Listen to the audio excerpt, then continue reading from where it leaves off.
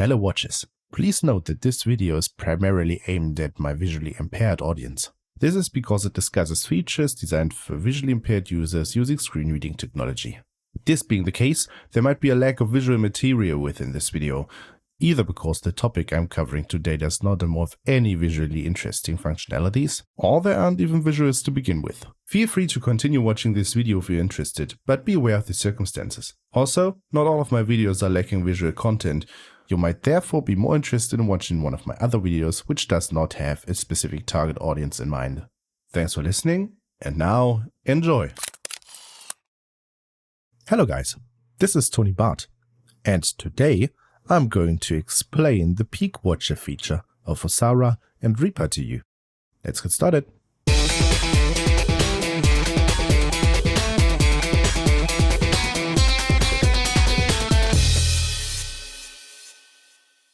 Before getting started, please note that I'm working under the Windows operating system and not under the macOS operating system.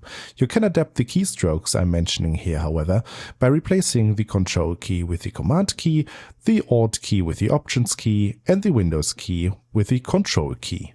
So, I've prepared an empty project, and first of all, we will create a new track within this project, which we're gonna call recording. We are disabling the monitoring because that will mess up my recording. And we will arm that.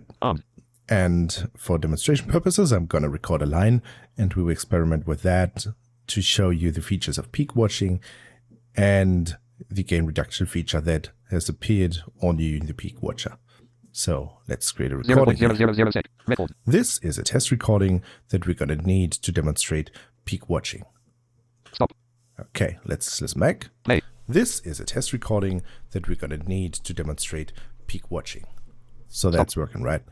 So what we're going to do is you're pressing Alt W after selecting a track. So as you might have heard, I used the up and down arrows to select the track recording, and now I pressed Alt W. This will open a context menu, which will show us two entries. First watcher, not configured 1. The first watcher is not configured right now, Second watcher, not configured 2. and the second watcher, which is not configured right now. First watcher, not configured 1. We're going to select the first watcher and press Enter on that one. Peak watcher, track recording dialog felt. Follow and not touch track changes control felt. Activity Alt plus F. Yeah, that's okay. That's kind of a mixture with German here, because my Windows is German, although REAPER isn't. So we have follow when last touched track changes. When enabling that, your Peak Watcher will allow you to actually follow the track that you selected. When not selected, you can select the track that you want to watch and it will stay on that track no matter what you do. By default, it's not checked. I will have it unchecked so that we can see what it does. Level type, combination cell PTV. Level type, that's a rather complicated value, and there's probably not enough time to actually go into the very details of every setting found in here, but we will try to really quickly cover everything that's worth mentioning here. If you want an in-depth video on the different level types that are supported in REAPER, however, just let me know in the comments below and I will see if I can do something for you. First thing is peak dB, which is quite easy. It's the peak decibels value of the signal right now. That was the value that people were using quite often instead of the value LUFS, which is used nowadays, and is probably replaced by LUFS in that regard.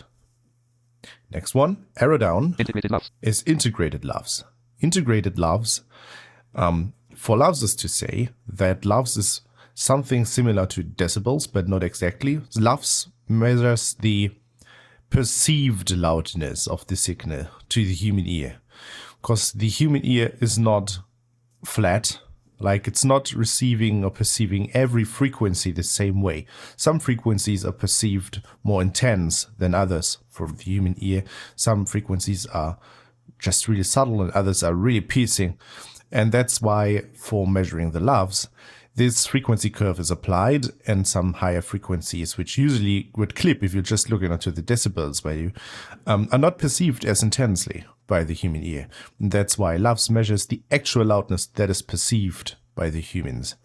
Integrated LUFS is exactly that value measured over the entire file.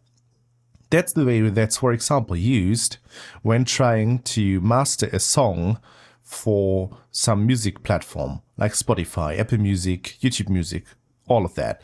For putting that song up on such platforms, you usually measure the integrated LUFS because that's the value that the platforms are using to normalize your track to. So if you're mastering a song for one of those music platforms, try checking the integrated LUFS. Next value is the momentary LUFS. That's the same value. We're still talking about LUFS, but you are not monitoring them during the entire signal, but only during 400 milliseconds usually. You sometimes can configure the length, but I think monetary LUFS in REAPER means 400 milliseconds. So it will always monitor 400 milliseconds of the signal and then report you the overall LUFS found within these 400 milliseconds. Short-term LUFS. Short-term LUFS is the same thing, but it's a longer time. I think instead of 400 milliseconds, the signal gets monitored about 3 seconds in short-term LUFS. Loudness range. Loudness range is basically the dynamic range of your song. Means that it will monitor the entire signal that you're playing, and it will check out the lowest and quietest sound in your signal, as well as the peak in your signal. And it will tell you the difference, the dynamic range between the most quietest part of your song and the loudest part of your song. So it will probably give you a dynamic range value that is probably positive, and in comparison to the other signal types, it will not give you a peak or something like that, but the dynamic range instead. Integrated RMS. RMS is a totally different thing. That is basically, from the technical side of things, is the voltage of the signal. If you would send this through an analog way, you would generate a voltage level, and RMS is basically the voltage level that would have been generated by your signal. So integrated RMS is basically monitoring the entire signal and giving you the highest voltage peak of your signal. Momentary RMS. Momentary RMS is the same, monitored about 400 milliseconds, voltage peak. True peak DBCP. And true peak is an interesting thing, and the last thing of this list as well. True peak is basically also again a peak dB value, but unfortunately, if you resample a signal, especially when you sample something down, then an effect occurs called aliasing, which might affect especially the higher frequencies, depending on how low you sample things. And this effect might cause especially the higher frequencies to peak.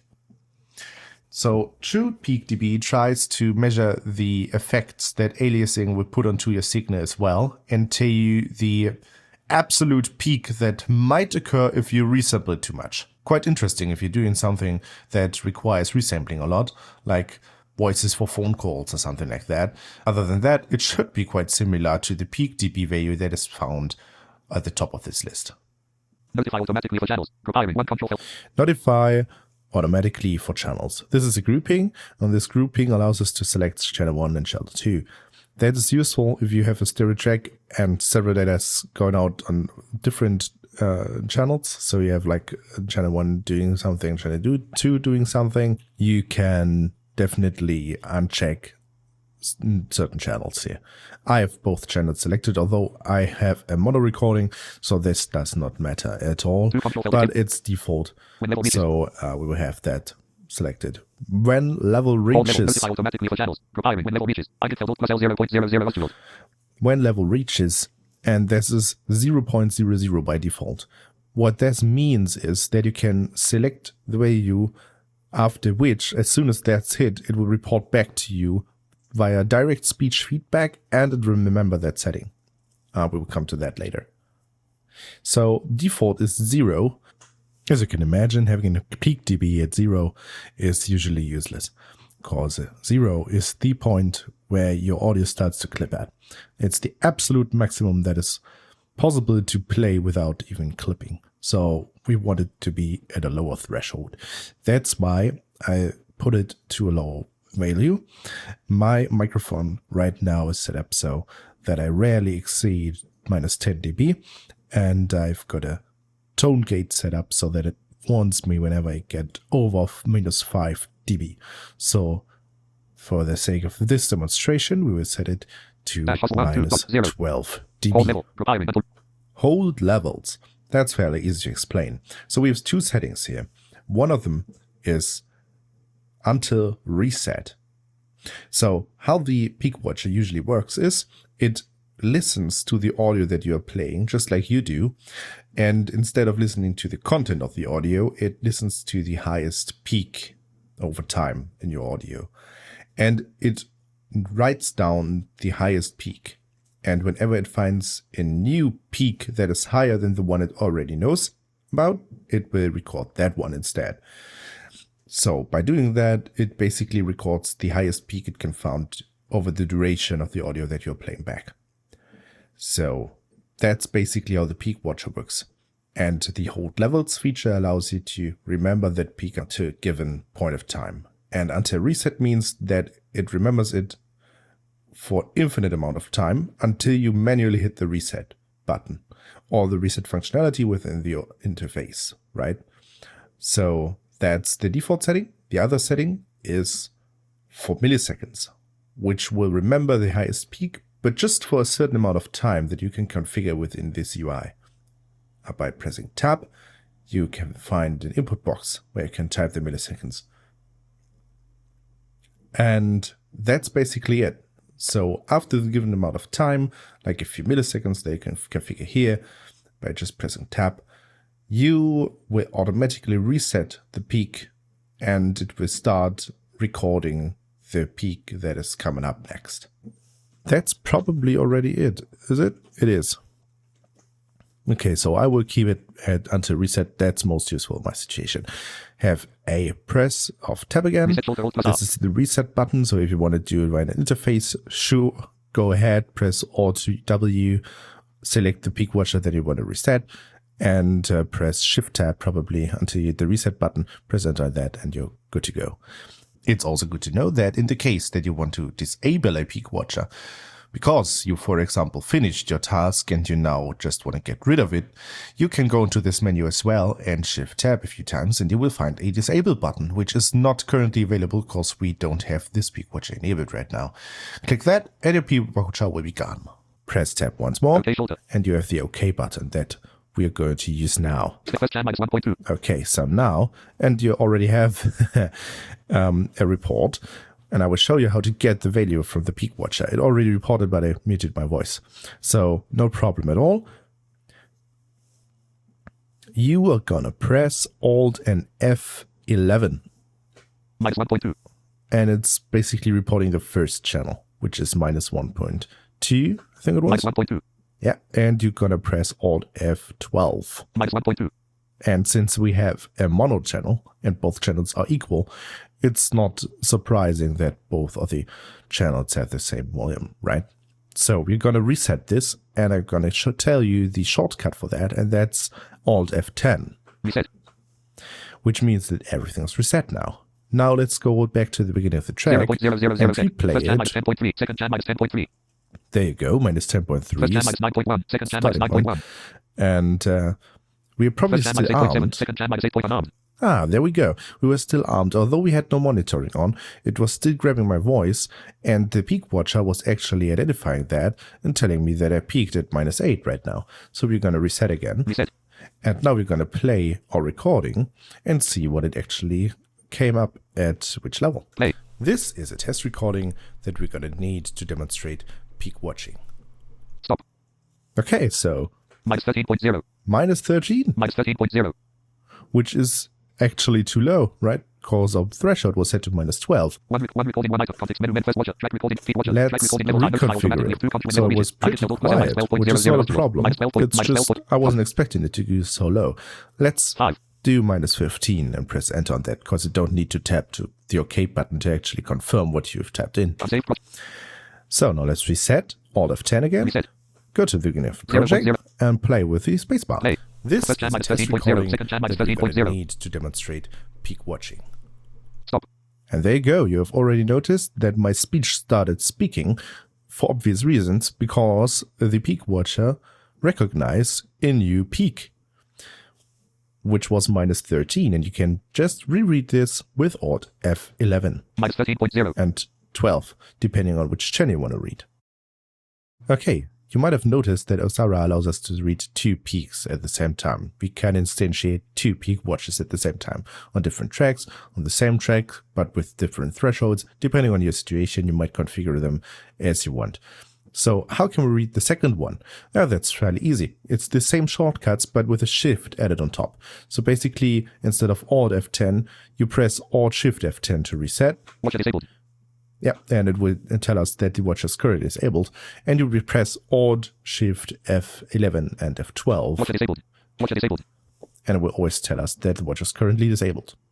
So that's that for peak watching. Now we're going to get to the point with reading gain reduction. Gain reduction is easier to explain when handling a compressor. So let's instantiate one. We have got a track with a voice recording on it. We're going to press F for the FX menu, and we don't have an FX yet, so it's going to ask us to search for one. So we're going to search for recomp, which is written REACOMP. Let's select that and press enter on that. FX. If you want to have a more in-depth explanation of how compression works and how to properly use recomp for blind users, just let me know in the comments below and I will get a video ready for you. So we've now instantiated a recomp instance on this track. What we are now, we have the list with all the FX in front of us, which is just one. We are going to tab a few times to see if our configuration of recomp matches the configuration that you want to have, which is probably not the case, because the default is the threshold, and the threshold is at +0 right now, which is definitely much too high. So we want to drive it a bit lower, up to, let's say, -15.5 is a value that seems to fit for me. Okay, we know that our peak is at -13, right? So we should get some compression here. Let's tab a few times. Frequency fine, attack fine, release is fine. The ratio is probably a bit more interesting. We're going to set this to 3. And everything else should be fine. So, what we should now do is tab until we get into the FX list again. There we go. There's the list with VST Recomp Cocos 1 of 1. And that's the moment where we press Alt W again. And you should always remember, if you want to do this, then you should select your FX in this list and press Alt W. It will got you the already known Peak Watcher dialog, the context menu. But this time, first watcher, track recording PTB1 active. There you go. Second watcher, not configured 2 active. First watcher, track recording PTB1 active. It will tell you that I already configured my first Peak Watcher, but I will ignore that and just press enter on it again. Peak Watcher, track recording, recomp dialog file, level type, combination cell gain reduction dB reduce yet. As you already might have noticed, we don't have a follow last touch track option here anymore. That's because the gain reduction feature needs to be mapped to a plugin directly, and we cannot change it on the fly anymore. So that's why this option disappeared here. We, however, still have a combo box, which just contains one entry by now, but the developers are probably already planning to add support for other plugins and other features as well in the future. So that's why it's still a combo box. However, the rest of the dialog just looks the same as before.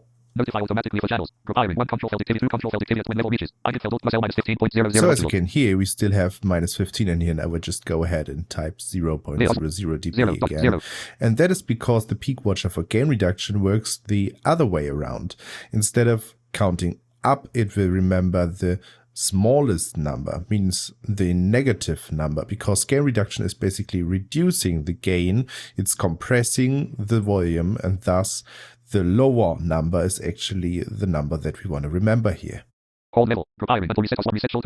Let's press OK on that. And now what we can do is close down the FX window with escape and then press space and see what the compression does. This is a test recording that we're going to need to demonstrate peak watching. Stop. Okay, so you might have noticed that nothing was reported to us, right? So that might have some simple reason, because the compressor wasn't actually doing much. in this situation. So I'm going to reset my peak watcher. I'm going to press F, and I'm going to tap a few times until I reach the threshold. And I'm going to apply a really high value just for demonstration purposes. So instead of minus 15.5, which is the configuration right now, I'm going to change it to, let's say, 0.4.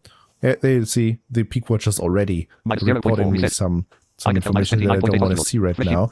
But I'm going to put it to my 39.8, which is, you know, a lot too high. Let's do it that way and press space again to play. This is the test recording that we're going to need to demonstrate peak watching. Stop. You might already have noticed that it's not saying first channel, second channel this time. It's just reporting the values for some reason. It's a bit different. But it reported some values, right? So you basically have on Alt F11 and Alt F12 the same values again. Minus 12.5. Minus 12.5. And if you had it configured to the second peak watcher, then you would use Alt Shift F11 and Alt Shift F12 again. So that's reporting us the gain reduction right now. Minus 12.5. Minus 12.5. Which is basically the gain reduced by our compressor right now. There is, however, no obligation for the developers of compression plugins to support the gain reduction reporting to REAPER so that your OSARA plugin can actually read the values aloud via screen reader to you. So there are plugins which are not supported by this feature. For now, it is known that the REAPER internal plugins like Recomp support this feature, as well as a lot of other compression plugins out there. For example, a lot of the Waves compression plugins support this feature as well, but there are also plugins which are known to not support this. So it's probably best to give your preferred compression plugins a try and see if you can even monitor the gain reduction with OSARA that way. So that was a kind of quick overview of the peak watcher feature within REAPER, and especially the new gain reduction monitoring added in the latest OSARA version. If you want to have this feature as well, don't forget to go ahead and grab the latest OSARA version, the newest nightly build development snapshot from the OSARA website. Hope to see you soon in the next video. Until then, goodbye.